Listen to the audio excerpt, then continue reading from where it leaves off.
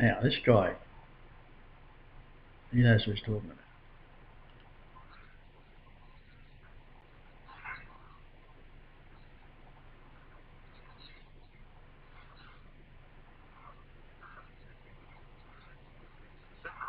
Technologies of the gods. UFO TV. Brilliant.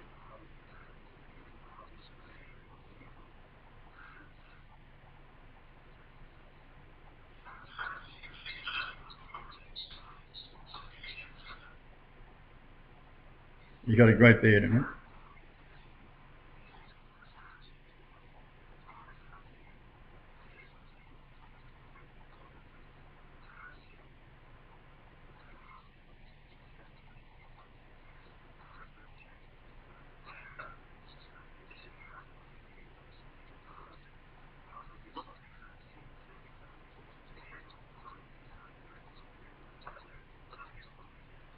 Two 74647 views. So we are the 647.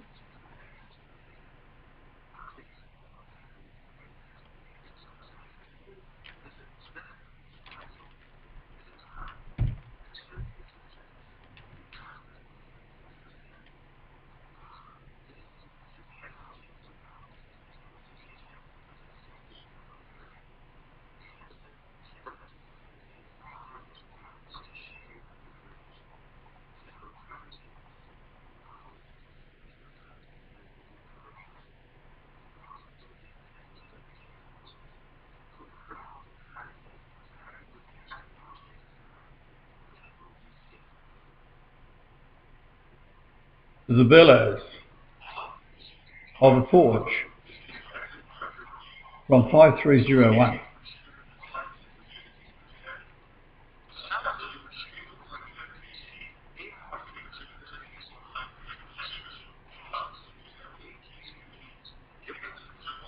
Just a minute.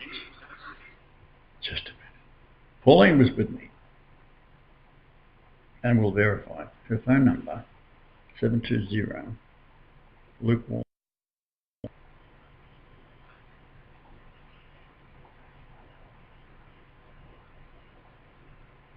She was with me at the Edgar Case Memorial Hospital, where I took the ESP test in front of hundreds of witnesses, got correct the number 1 of 5 that she selected on the other side of this machine, and I got 97 straight. The highest ever was 19, which is average.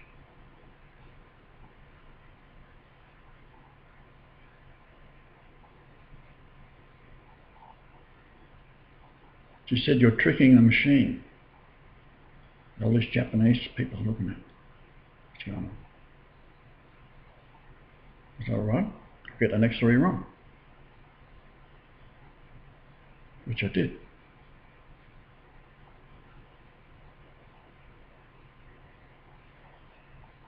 Later on, I put out the idea that in one of my stories that I put up on the chat rooms, that Pauline was inadvertently proving that I am God, because she's witnesses to these things. She will tell you Then I got upset with a Spaniard that we'd been tricked into a timeshare bullshit thing, where Australians were banned and we was going to get a brekkie out of it, not riding a submarine. Yellow submarine.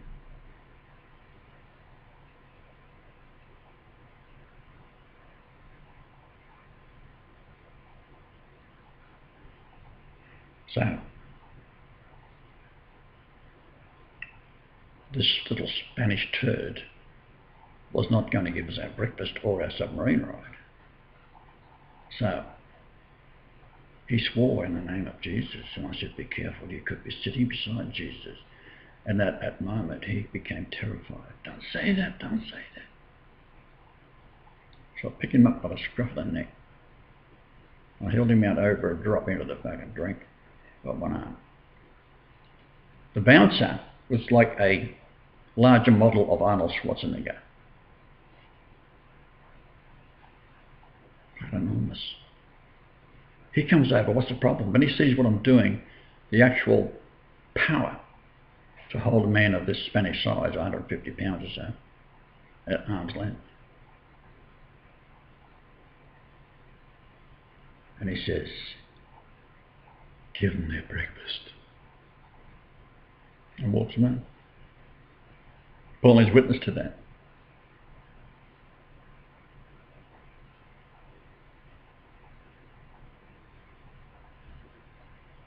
And the many miracles that happened when I cast out the demons from the Mayan sacrificial temples. There's thousands of them.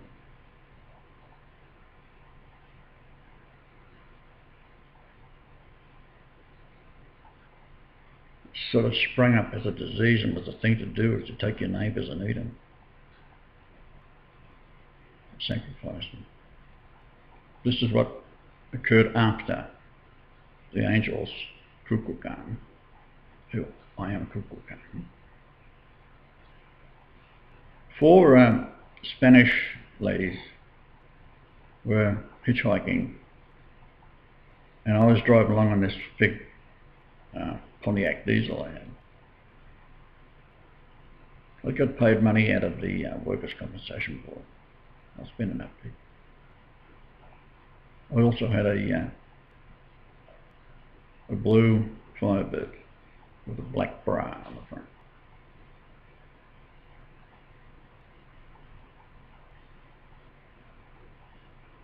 Small trailer caravan, a larger one, computers.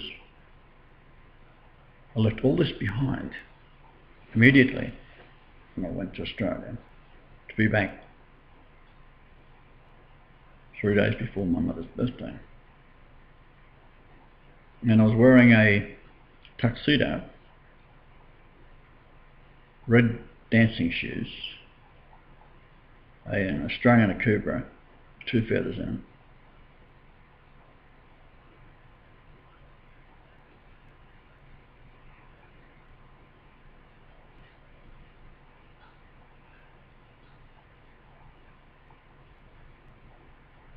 A shirt with David on the back, the throne of Golightly. The ancient throne of Golightly. And my mother, of course, Daphne Golightly, was never baptised. So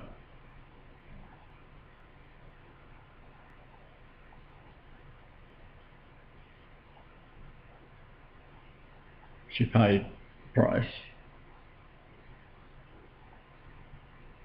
but was to die at the precise moment of her sister's birthday, her 2 grandchildren's birthday, Michael and Tanya.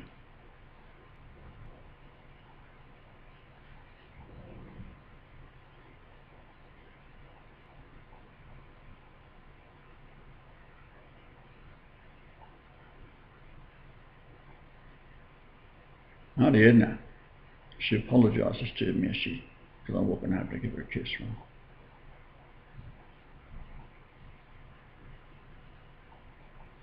She apologised for being so ugly. I said, honey, you're always beautiful in my eye.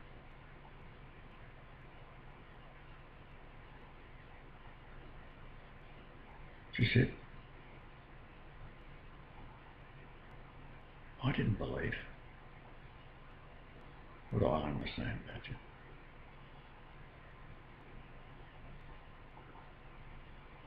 And that's the first I learned of it.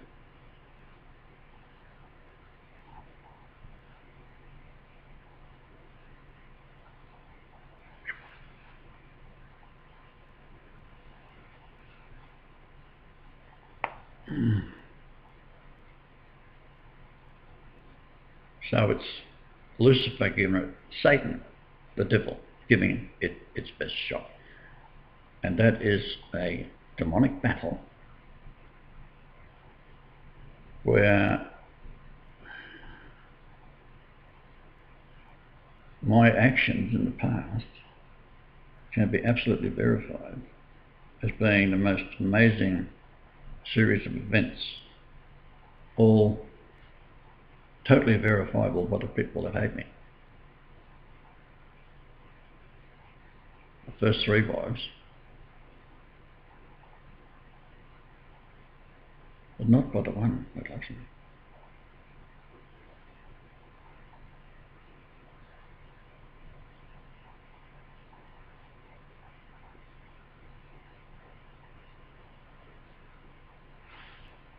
So this marvellous bit of work here, coronary heart disease research bulletin.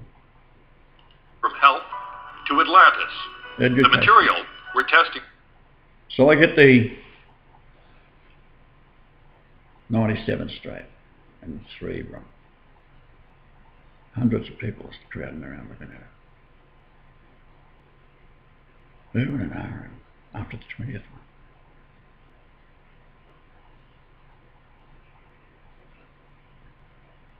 One after another. We get it right. Oh, carry on. Like, this is showbiz, right? This happens. This is at Edgar Case Memorial, Atlanta. Somewhere over there, on the beach. I was driving through it on our way to Gulf Breeze, Florida, because the Strategic Air Command, they've made their move, right? It's just the UFO division. And 2 things happen out of there. One, Fred Oliphant becomes a policeman in Fife, Alabama. And it's just a matter of getting sworn in. And he was a public relations officer. Now, this man exists, right? You get him at Fife, Alabama. Police headquarters.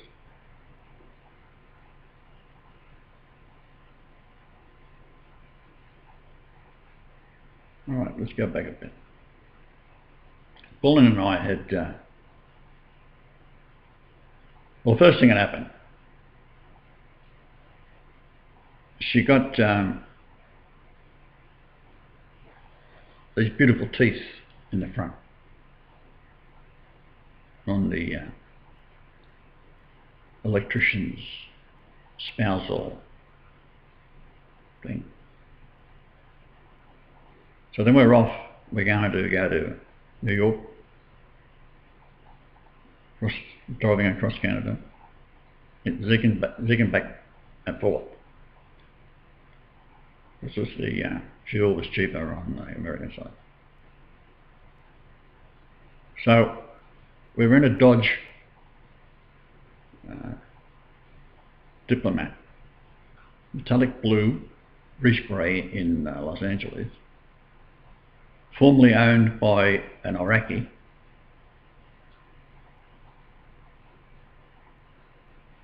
On the back of this was our 12-foot trailer with a computer in it and our beds, a little stove. We dragged it right to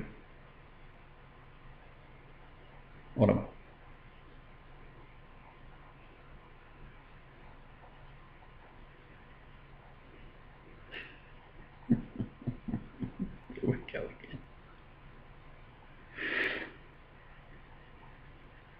So we're driving around looking at all these embassies,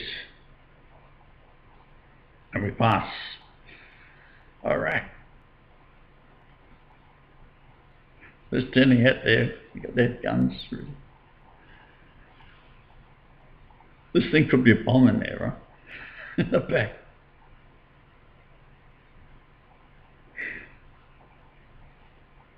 There's some law against it, I believe. So we got a California car, Los Angeles.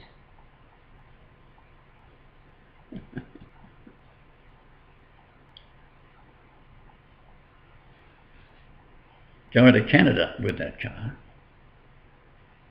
I've got to smuggle Pauline in, right? And her son is wanted by the law in Australia. As if we're returning from California where we bought a car. We're going to take it back in and sell it. Oh, gosh. Who won the cup? The Stanley Cup. Gosh, Stanley Cup. It's like, never talk about that. It fills me in. Oh, fucking great. Yes, I'll see you later. So they're in, aren't they?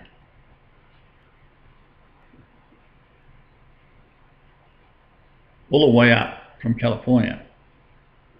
So we've just flown in to Los Angeles on the run from the law out of Melbourne. I've been counterfeiting coins and have been charged with fraud over a cheque.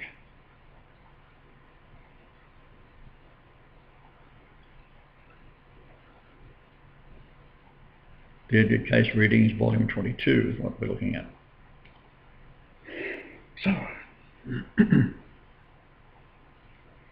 I've put 23 coins, counterfeit coins, $1 coins, in the bridge overlooking Glen Rowan. Now Ned Kelly, in 1880, was hung on the 11th of the 11th.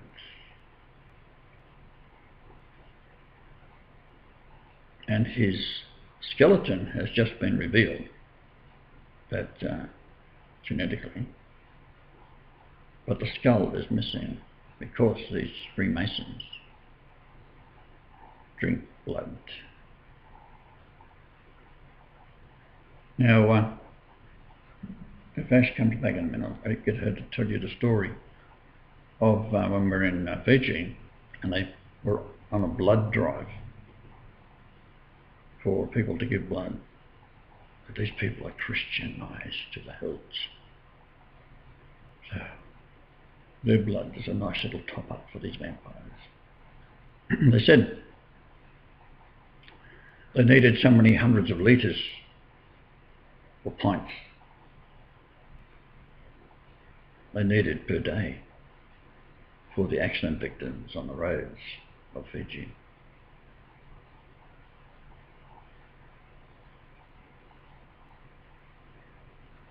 So they're appealing for hundreds and hundreds of litres of blood.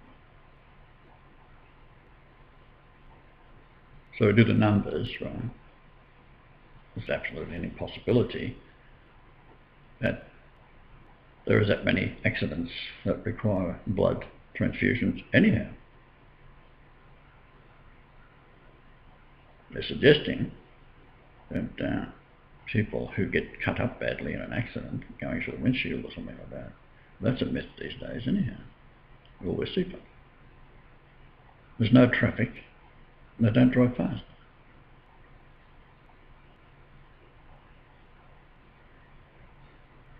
There's bumps in the road every now and then. You hit those at 60 miles an hour, and they'll shake your teeth out. So we'll just carry on a little bit here. So Pauline, of course, has all these stories that she has witnessed when they cast the demons out, and it's recorded on a video camera. The scream and cries as I cast the demons out in the name of Jesus in Mexico, in the Yucatan. When we go to, she gets it on film. Video camera. Beautiful camera.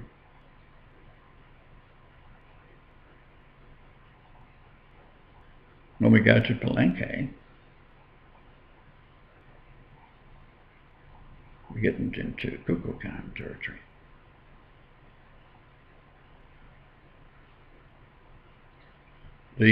One of the temples there, its dimensions is the same in height and layers as is the stones of granite above the King's Chamber of the Great Pyramid, my chamber. Now, I should go to there, but I'll get back to what I was talking about in a minute. This is better in here. That one's getting a bit sad.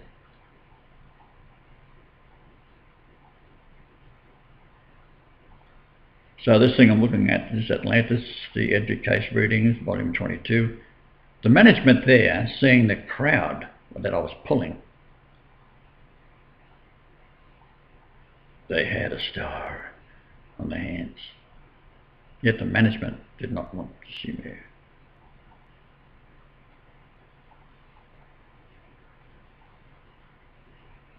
Hello. Pauline can vouch for that. So she can also vouch for the same thing at Palenque when I got it again to film it and I cast the demons out of there. And you can hear them screaming in this horrendous evil you've ever heard as it spiraled out of there and was cast into the bottomless pit. So I thought. Following year, we're at Gulf Breeze, Florida. And what had happened? Pauline was moaning so much. Her daughter was back in Port Alberni, the grandkids. So we was going away for our 2-month trip. We're going to Gulf Breeze, Florida. So she moaned so much that I pulled up in the Mutual of Omaha, volume 22. Airport.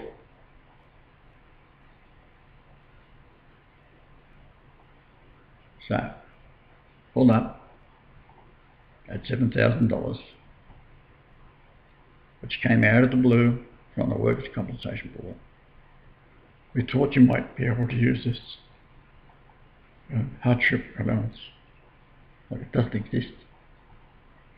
So,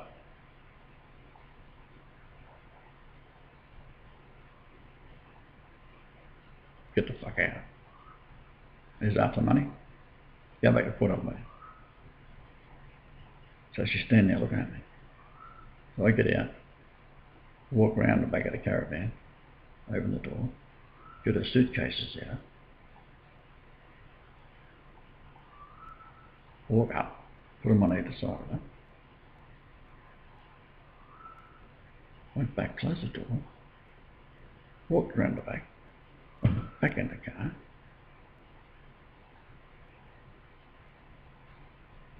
and drove off. Well,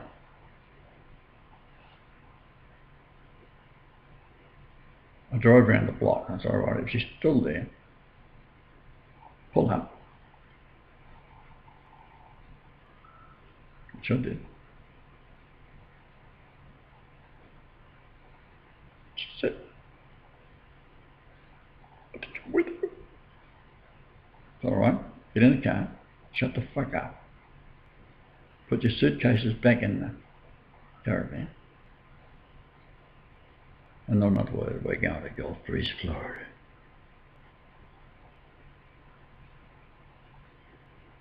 Well, she's right from then on. Had to pull a John Wayne on her.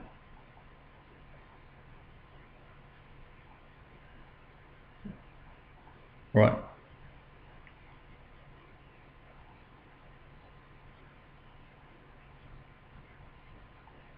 We end up in Gulf Breeze, Florida, Shoreline Park, opposite one of the largest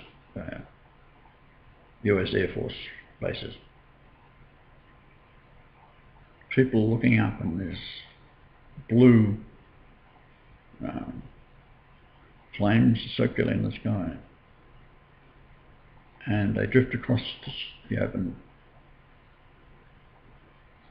sky against the stars, and then they go out, and a white dot of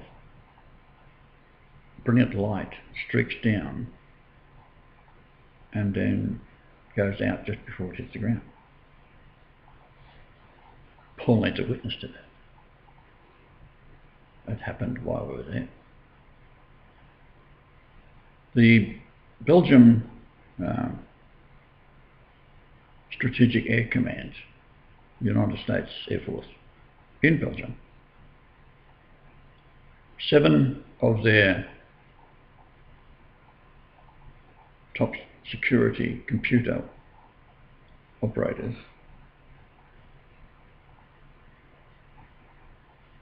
exposed to everything,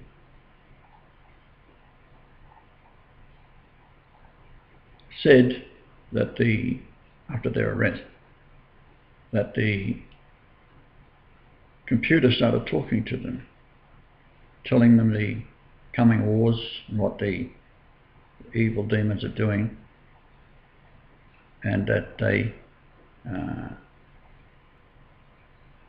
predict that Jesus is coming to Gulf Breeze, Florida, Pensacola, Florida.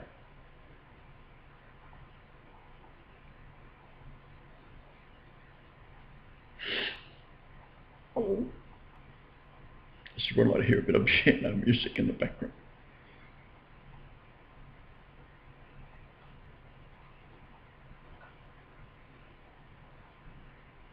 So we're in Gulf Breeze, Florida, and this CIA or FBI guy, humorous little fellow, fat little fellow in shorts, not around with a 38 in his pocket. He says, "You've got to be armed around here." Well, I wasn't armed. All I had was a light to throw. Right? So he thought that was funny. I was serious. So he's a witness. We did little tricks on him, and he couldn't work out how I did it. All magic tricks. Like getting something into his car, which was locked. And I said, I'd put this matchbox, or something, like an empty match, thing, with one match in it. See if I'll see the light. It's written inside, it says, use it, and you'll see the light. So he's saying, you cannot get that in my car, it's locked. I said, yes, I can.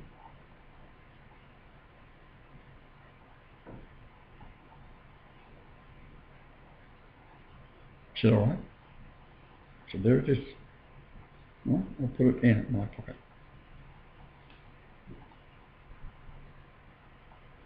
And we'll walk up to your car, and it will be in the back seat.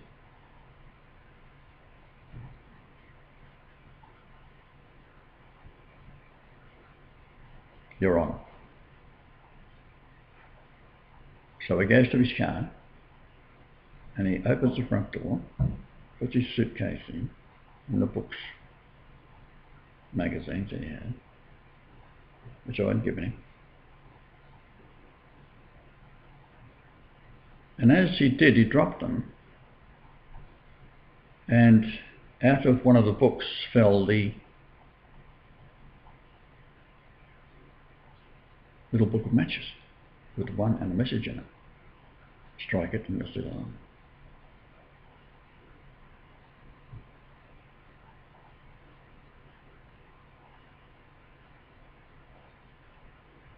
He said, it's not here in the back seat. And I said, yeah, it's in the front seat. So then he looks from the back seat into the front seat, and there's the box of matches. He just looks at me, right? Now what had happened? The Belgian High Command had been blinded by 7 youngsters, top security cleared operators of the Strategic Air Command in Belgium. This is the one that's a UFO division. And they get on planes, not questions asked, went away AWOL, got into America, did all these things throughout America until one of them was arrested in Gulf Breeze, Florida. And a fellow that I had met the night before had told me the story of how these 7 had got out of Belgium and was spreading the word that Jesus was coming back to Gulf Breeze, Florida. And his daughter, Jacobson, his name was, I think it was Jacob Jacobson, like an angel, was the fiancée of one of these gentlemen that had come out and said, and got on the air publicly and said, "You do not know the majesty of the Lord that you're dealing with."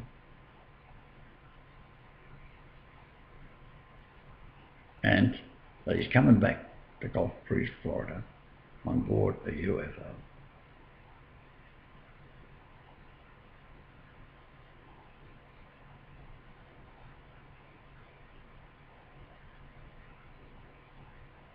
So all through the week people get there, they're looking up, seeing this farting gas coming off the Gulf of Mexico.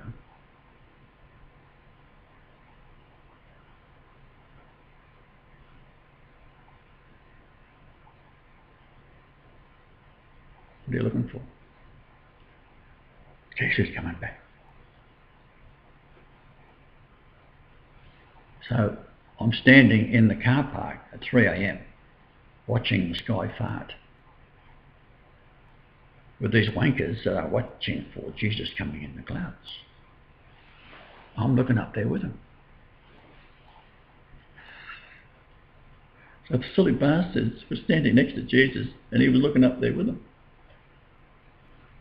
That happened. Pauline was dead.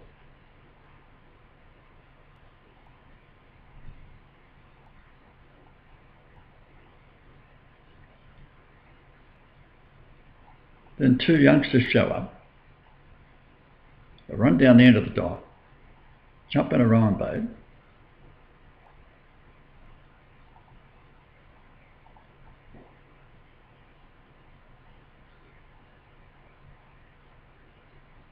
spent a considerable amount of time out of sight, so to speak, came back giggling away, and Pauline asked me what they were doing.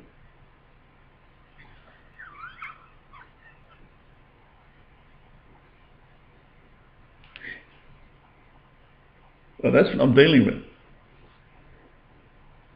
We have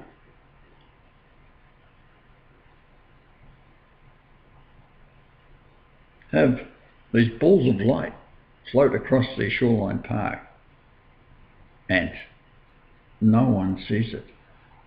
Only I can see it. All right. We interview a fellow, or want to interview a fellow, Ed Walters,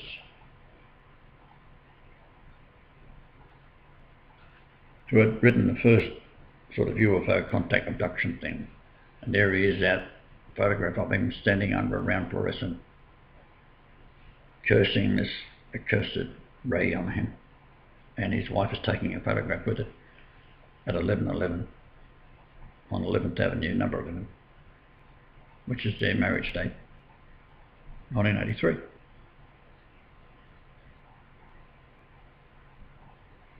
Right? He's into witchcraft, and she's terrified. She had just got out of hospital when we knocked on her door. I said I want to do an interview. And she was mortified. Her son had just tried to commit suicide. So I'll come back when Ed's out. I want to come back. He leans in the door, this evil prick. And I said, I'm from Australia. I'm writing a book, a message from Alpha. I'm interviewing people who have had UFO experiences.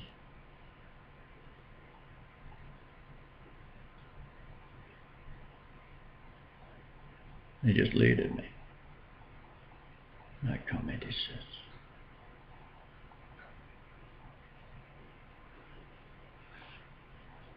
Frizzy here. What his caper was leading a band of students, and then he'd videotape young kids making love. Then he'd blackmail them and tell their parents or boyfriend or something. So he'd go on those trips with them. So he started this cult up, and what do? You get a Polaroid, expose a demonic shape in a dark room with a little pen light. Then reseal it, put it back in the camera, take photographs of kids standing in front of this big mirror, and beside them a devil would form in the Polaroid.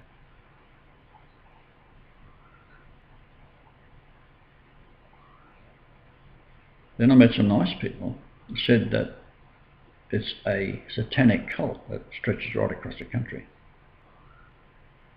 She said, where you should go is Fife, Alabama.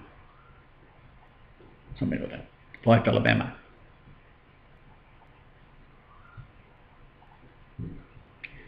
So we go to Fife, Alabama. Got a little trailer on the back.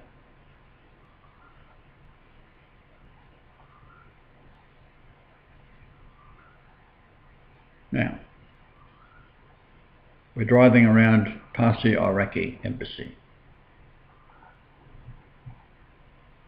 Heavy sigh. You thought I wasn't going to come back there, didn't you?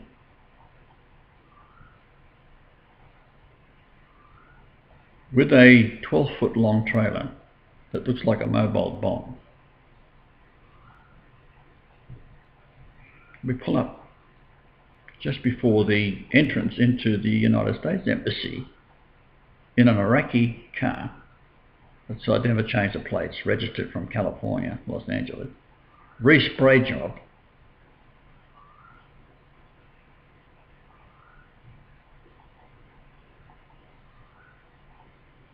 And the RCMP police come from all directions. In the meantime, I've started to cook some beans.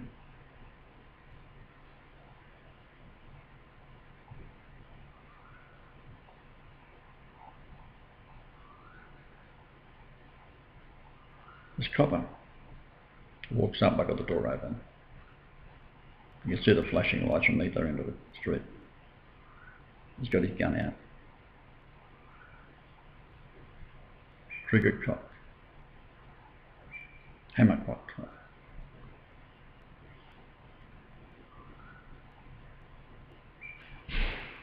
As he poked his head around the door opening cautiously with the gun first, I said to him, would you like some beans?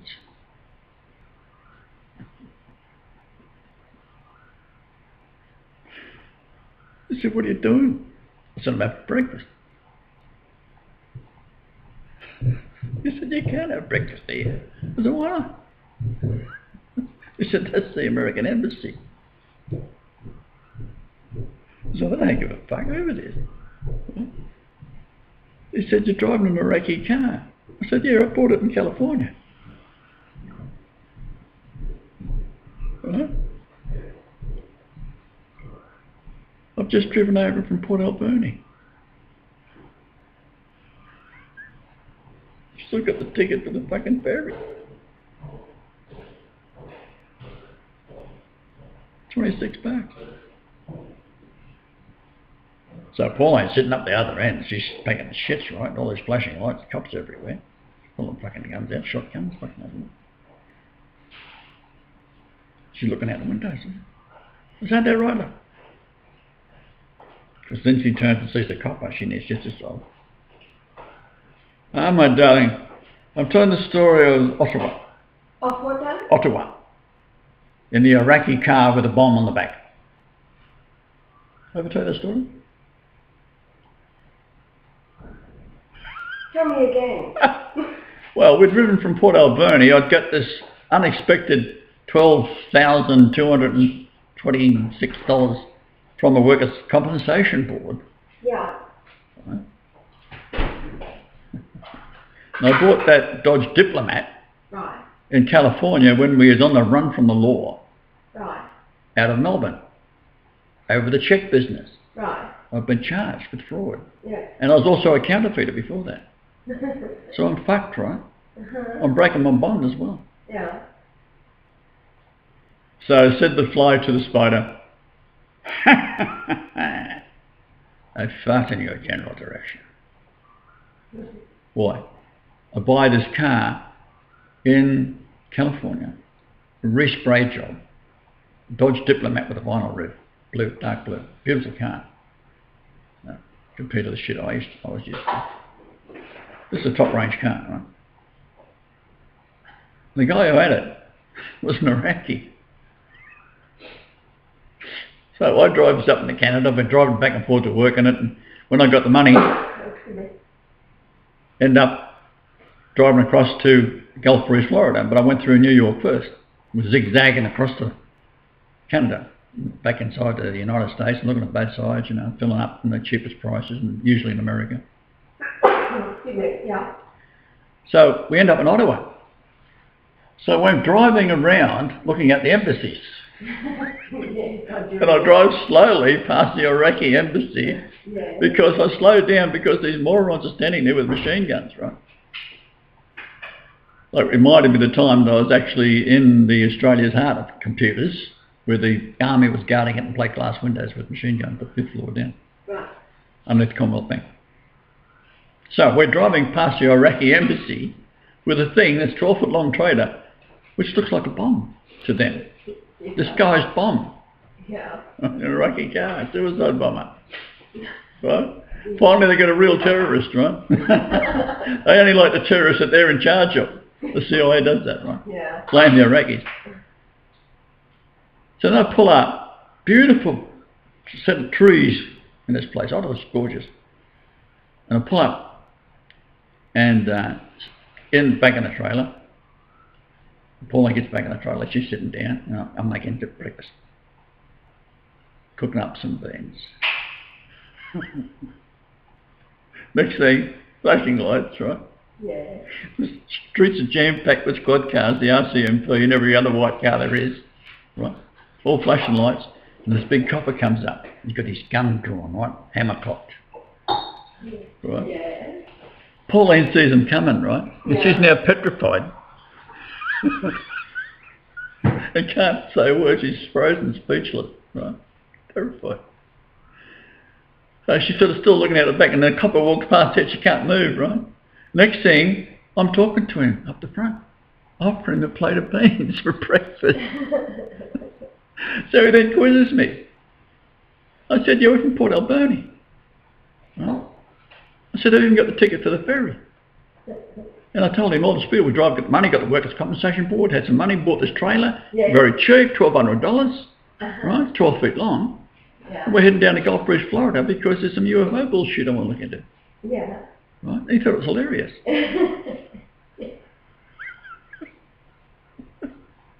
So he gets all the cops to back up and take off there. Everything's fine, right? No worries. Yeah. In the meantime, they've checked me out. And I'm just telling the story what they already knew. Yes. Right? Because they got the trailer license plate. Yeah. Which was in my name. So this is what happened in Ottawa. Now, he said to me, he said, if the Canadian people knew how much money that they spent on security, they would be rioting in the streets. I said, why? He said, they got everything bugged. Yeah. I said, good Lord. He said, everything. He said, every house, every phone, everything. All one supercomputer. He said, see that tree over there? There's a bugging camera in it. That's how we knew you stopped. That immediately notified the people at the gate on the US Embassy, and they rang security. Red button, bang, that's it, and you come running. They know exactly where you are, got the GPS coordinates, everything. So that was my encounter with an Iraqi car, the Canadian officer. And he was pissed off because he couldn't speak French, and you can't get any higher up the rank. He was a sergeant or something. That's as high as you go. Right. Unless you speak French. And he said, that's racism. I said, too right of him.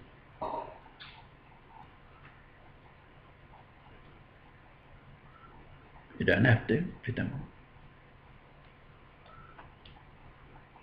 So that was part of the going down to the education place. Which is a complete fraud. That's right.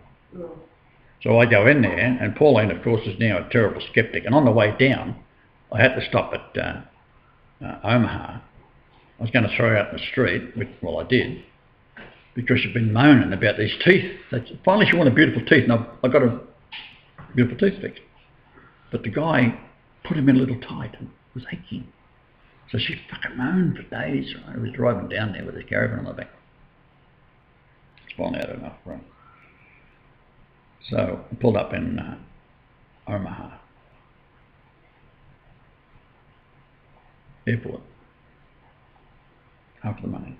I had $7 grand in cash. Get the fuck out. So I got out, walked around. By this time she's got out, I go around the trailer, go in, get her suitcases, walk up beside her, put one on either side of her. I'm going to Gulf Breeze, Florida.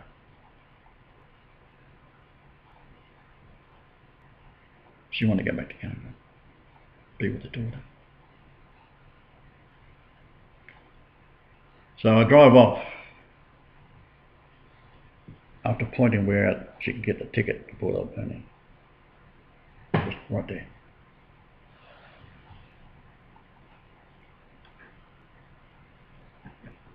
Drive around the block. So right now, if she hasn't made a move, I'll pull up.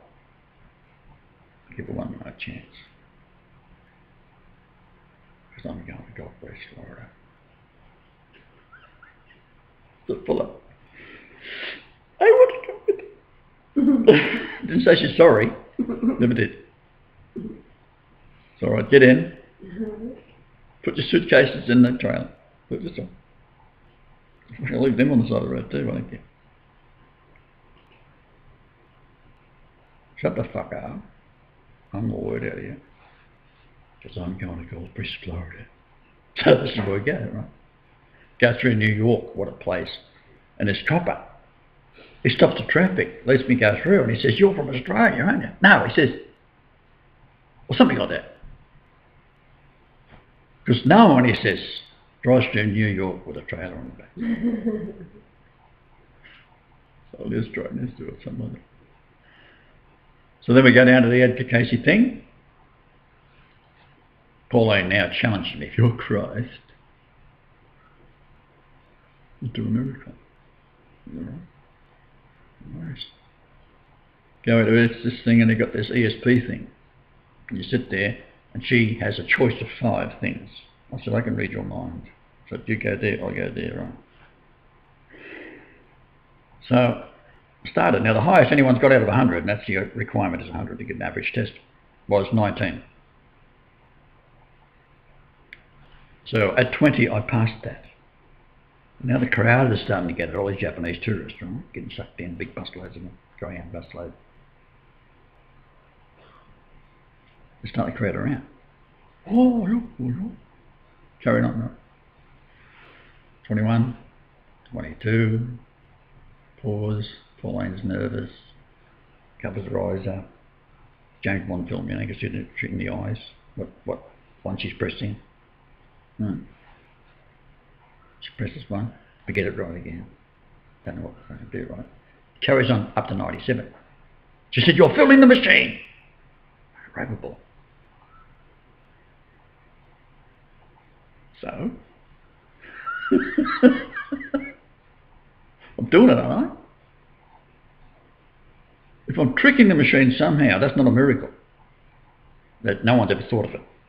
Because I did. I pressed all 5 keys at the same time. So the one that she's pressed, the one I'm pressing 5 of them. It makes the circuit then goes and lights up the light which I pressed through hers. Got it right. I just filled the machine. Cling, cling, cling. I look like acting it out.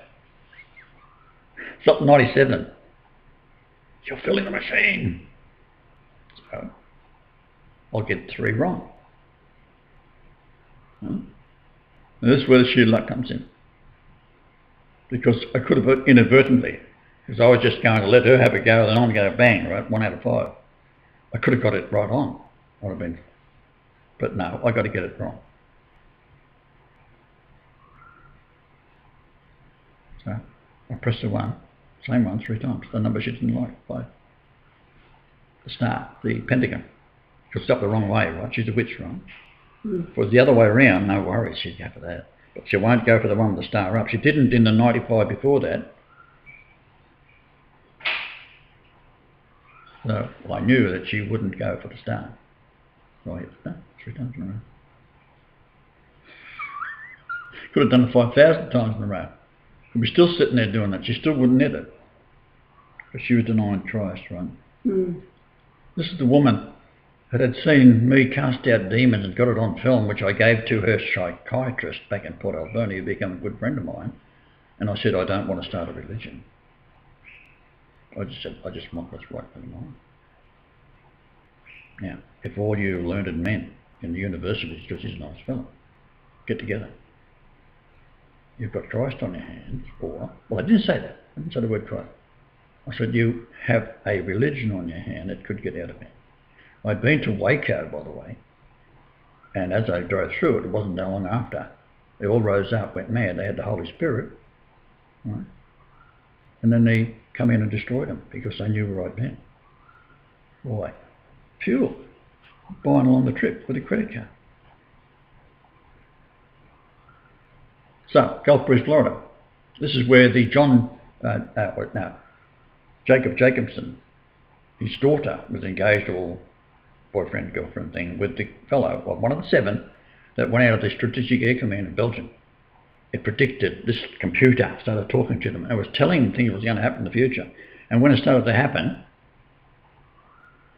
they were out of there. AWOL, top security computer operators, suddenly the bases have got no operators. They're gone. They get on planes, fly into America. They're not stopped.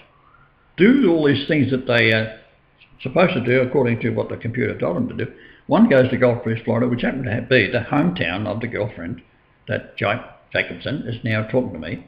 Would have been John Jacobson talking to me at 3 a.m. Gulf Breeze, Florida, Shoreline Park. So, what's the story? Jesus is coming back in a UFO on this date when I show up. And all these geezers come from, the MUFON people come from all over the world, and they're red, all looking up, waiting for Jesus in the clouds. And there's the Gulf of Mexico giving off gas, and it spontaneously ignites, which it has to because of the movement of the gas through the air, heats it up at a speed. Then it glows like the top of your gas stove, 8 blue and yellow things, very spectacular. Been happening for about 4,000 years. The Indians I spoke to said it's been happening every 3 days for fucking 4,000 years. Right. But all these wankers are seeing a UFO every 3 days. Well, I was there, it was happening every night. Right. So I'm looking up with them, looking up for Jesus coming in the clouds. And I whispered to one of them, I said, he's already here because he arrived in the Dodge Diplomat with a trailer on the back. That looked like a bomb we just brought down from Ottawa. Back in the United States. It would look like a UFO, unidentified fucking object. But to cut a long story short, we end up leaving there, exposing the first man who on the 11th of the 11th in 1983 was the first abductee, and he's got a fluorescent hung in a tree, the circular one, and he's standing under it. His wife's taken it with a Polaroid on the 11th of the 11th in 1983, which was their 11th anniversary on that date, and very special moment for them. And it was the number 11 was the house on the 11th Avenue because he was the subdivision and builder of it. Right? This satanic prick would blackmail children in bands when they go away on tour. If children get together and do something naughty, he's got a video or a audio tape of it, and he blackmails them into worshipping Lucifer or the devil. Get the words right, the devil. He'd get a Polaroid camera, go down in the basement, put a bright light and draw the devil on one side of the camera, on the film, then put it back. Then he'd take a photograph of a couple of kids standing in front of a mirror in the hallway, and a devil would form beside them standing. Not suspecting, of course. He's allowing for it to be broken up into three parts by taking the kids off centre to allow for the devil to get in there. Kids don't wake up to that. They're just petrified this is happening, right? Yep. So he gets a little quantum going. But that's what the evil bastard was doing. So he wrote the first book on it. And because I destroyed it within seconds while I was down there. And left a very strong hint who I was. I said, I'm fucking Jesus. Right? I had enough. Go to Fife, Alabama, and that's where we go into this, meet this copper there that happened to be the Strategic Air Command of Belgium that had witnessed what was going on. And so he was now working for the Fife, Alabama police, a little hick town. He showed me his certificate. I think he got a breathalyzer testing kit made him a copper. That's me. So we have to now see, well, what are they doing? These things are in such ridiculous positions in space-time of events and so forth, that is predicting Jesus comes back on a UFO. Well, as far as they're concerned, they're looking up, and I didn't come back in a Dodge Diplomat with a vinyl roof. Respray licensed to an Iraqi in California.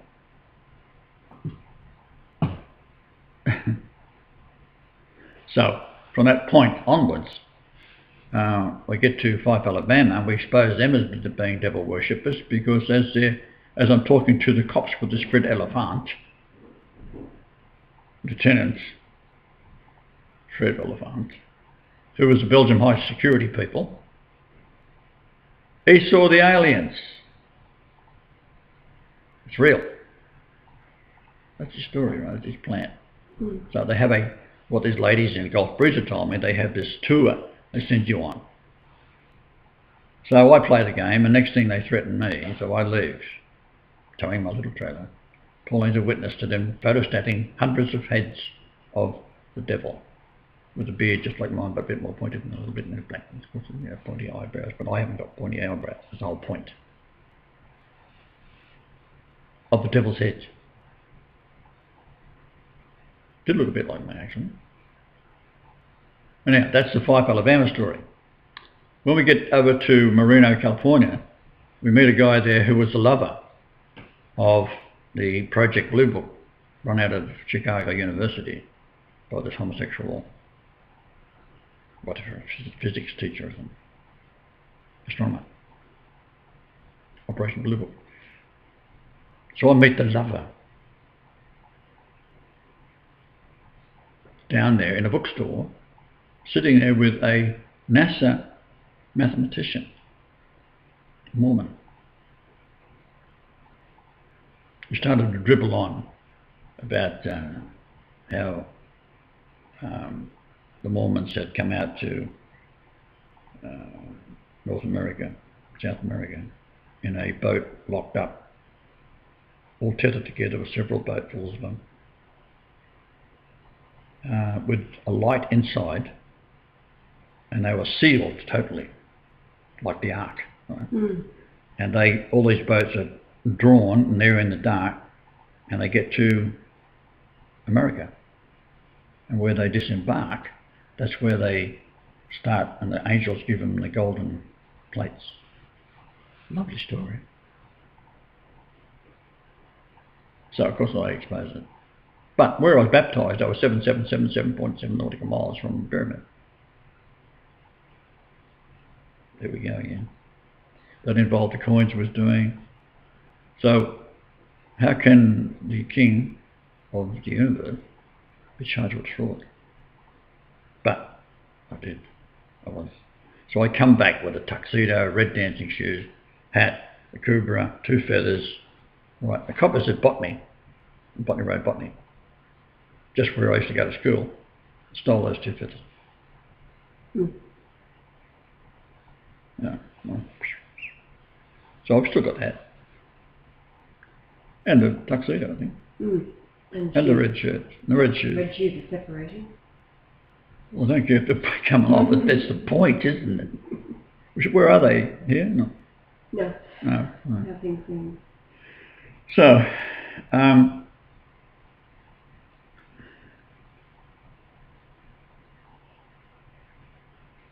arrested at the airport, taken into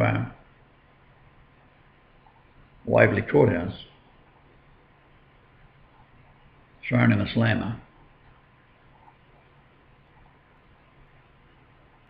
Woman slides a glass door open and she says, "I'm your legal aid." I said, "I don't want legal aid." She said, "But I've appointed." I said, no. She got on I said, "No, Narelle. Her name is Narelle Marshall. That's my cousin's name."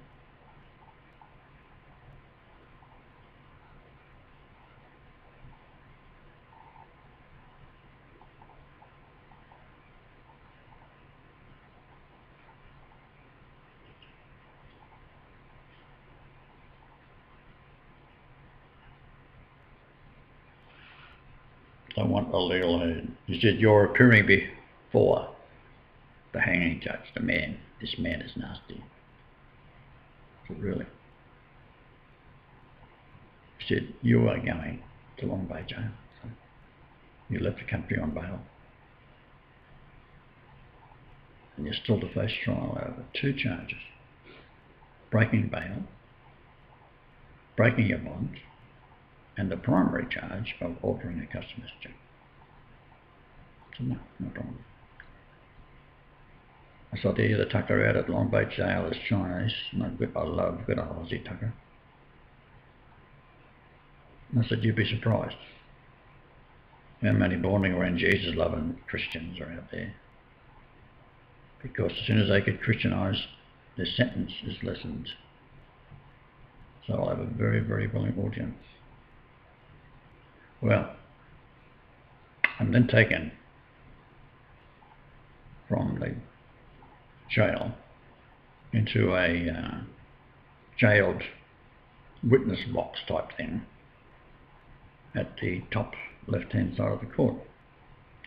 In maritime law, this is a coffin.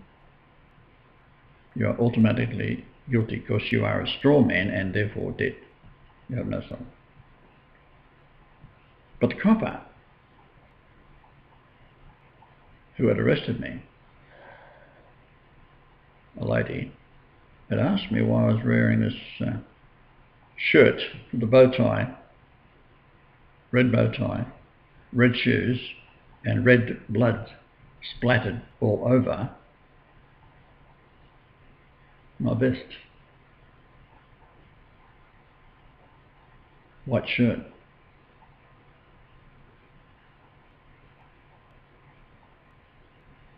And I said, "Showbiz."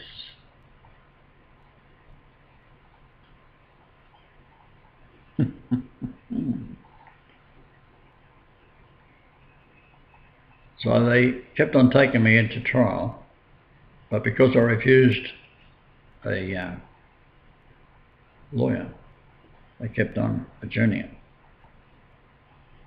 Often the jury wouldn't be ready. In the meantime, I'd moved to Melbourne to be with my brother.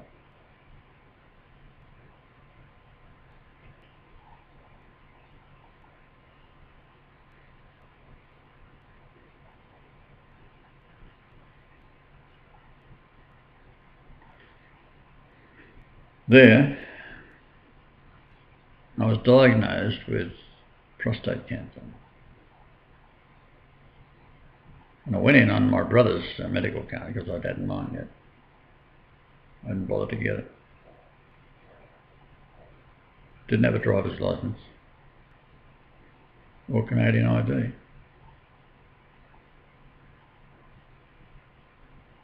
Because I am a Canadian as well. I scrunched it up and threw it out the back of the car. A police wagon while I'm getting taken away at the Bonnie Road Bonnie police station, where I went to school.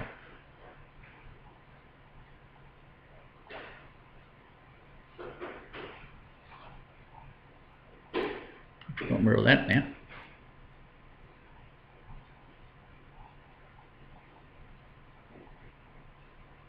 I don't. Yes, yes. I forgot to mirror that. That's okay. Something brilliant.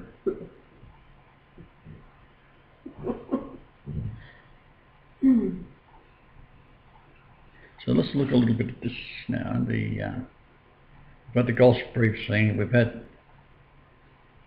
the casting out of demons. I mentioned those, and the man casting out of demons when he got it on video. And this horrendous screech and scream. I pulled up on the side of the road, seeing a little pyramid shape. They're everywhere across Mexico, Yucatan. Thousands of them. Now, what the fuck are they? So I pull up, I go in about 200 metres, and there's this guy sitting in a shack, like not doing a busy, brisk business at all. There he is sitting in his tin shack, all rusty in. Flat plates, cheap, rusty. You want 50 pesos from me to go in with the camera? I said, no, I won't take any movies. So when we go, as we're wandering around, there's this great big gaping face with teeth and snarling, horrible looking thing. And in front of it, an altar where they sacrifice young girls. They fatten them up like chickens.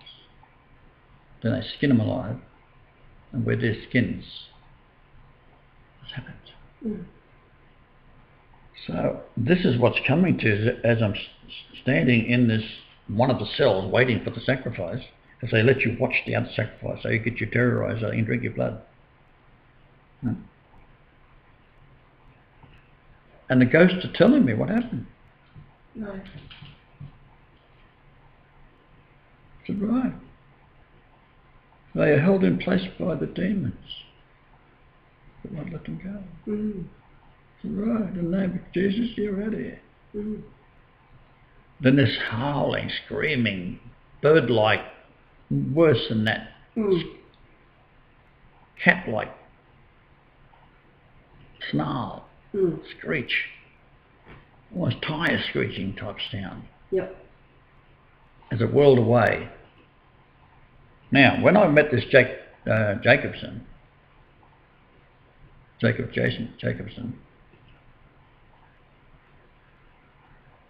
he said that his house had been inundated with these demons that come across from the Gulf of Mexico the year before. Oops is right. This is this guy telling me, right? Yes. And he said he's seen this like the meridians of the earth all laid out on a blue background, and out of that the demons are flowing into his house. Like, hello. Got live on here, right? He actually sat on the other table for an hour and a half before we had the guts to come up and say hello. There's only 3 of us there. It was the first night we arrived in the Gulf Bridge, Florida. So he comes over and gives me his story, but he talks about the demons that come across and was coming across from the Gulf of Mexico at the time, same time last year, which caused him to move out of his house to another house, and they followed him to his house. And he didn't know how to get rid of him. He said, "We'll go back to the first house." He was a builder. He was a plumber and a builder. But that was he was telling me. I didn't make any wisecracks at all, because he was serious. He then told me about the 7 go missing AWOL, the computer operators in Belgium. So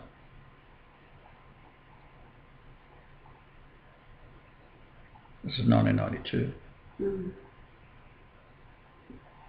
The year before, we'd been down there for the solar eclipse, which within minutes it went from a blue day to a hurricane, and I didn't get the slightest loss of light due to the heavy minutes to go. There's a little tiny cloud in the distance. I've got all these experiments set up, I'm going to do everything. I've got a lovely camera on it. The next thing, this cloud goes as first contact was made. Did not go dark at all. It was so thick a cloud cover. And the wind, 90 miles an hour. Blowing sand on the camera. Blew all the experiments, blew them away. Back in the camera. This is down in Belize. So then we come back up, and now we're driving up towards Palenque. And see, in those days you couldn't do the research of a tour, guided tour to go through Mexico. We had to sort of do a potluck. So we end up in these ruins on the side of the road, and I drive these. And she's taken the thing on the video. She has captured the sound. This is who what I gave to the psychiatrist in Port Alberni, Dr. Helen. Lovely man. He was a tutor, I believe. So, no, I said to him, what I get, I said, there are miracles right before your eyes. And this is how it all started, because I told him you owe it to your profession, because this is the greatest thing in all history, and could get out of hand and form some cult. I drive past bloody Waco, next thing they get butchered. 103 kids or something. Cyanide they used. That's what they used on me. On you, yeah. They pump this gas in through these tank nozzles, and it forms, when it hits the air, it turns to cyanide. Some super chemical. But to die of cyanide poisoning is this immense contractions of spasms, all the muscles pull to the point it can break your arms. That's how you die with cyanide. That's why they strap you down in the gas chamber. Straight at me. That's a Doc Hansen, the Jew, tried to kill me with that.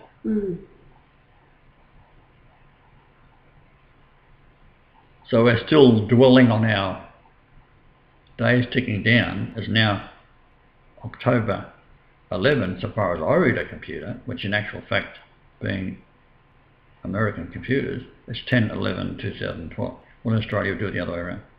So it would be 10/11 for me. It was my mother's birthday, and that's how many times the word David is found in the King James Bible original. Before they altered it, I got the original copy. Computer.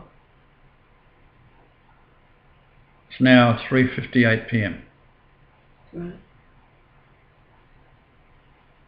So these little things are leaking up, right? They get out. So one leaks through, I'm convinced. I don't care whether he's a CIA agent. He's a human being, and if he says he's convinced, I don't care what the satanic shit he's got on his. Been to hell and back, right? Okay. He's in. Until further notice.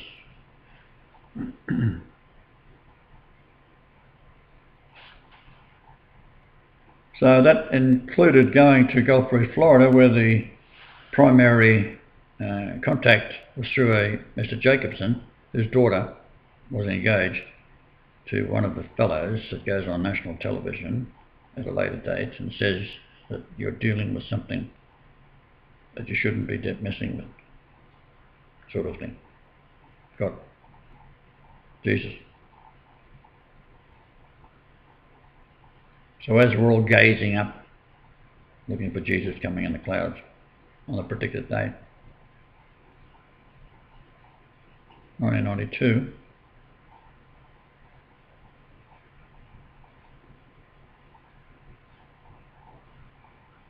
about the 5th of August,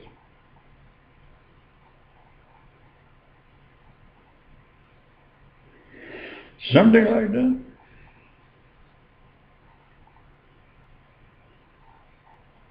We end up going to Fife, Alabama, to the police, get warned, leave, find out that they're devil worshippers. The guy owns a dog, Elephants, the public relations officer from Belgium.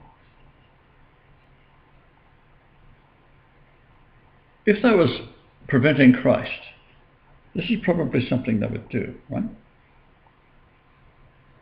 They'd have a trek lined up for the curious MUFON researcher looking for Christ and send them on a merry chase right across America, and if they got the money, end up in San Marino, California, with a moron Mormon saying this is how the scrolls got to, or the golden plates got to America, brought by 7 boatloads of these Mormon types, 100 years before the crucifixion.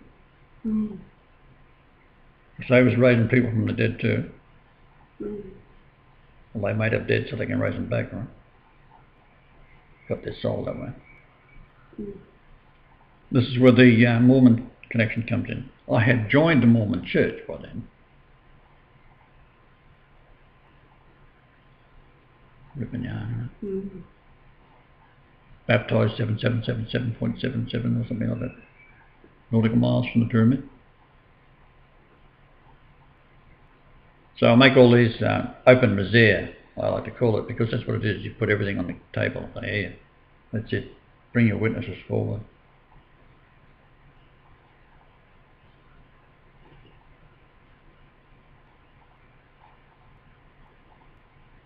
Everything is open. Find a child I have molested. The only one I've molested is myself and the kid down the street, and he didn't care. He wanted me to. How old were you? Oh, no age, I'm joking.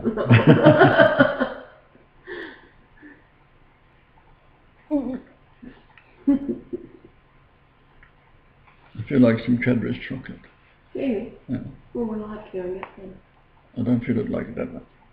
You don't feel like it that much? No. Ice cream with a bit of milk and chocolate in is fine with me. Oh, Does that I sound wonder good? if we'd go for a ride into the RSL, escape the... Let's do it. All right. Over and out.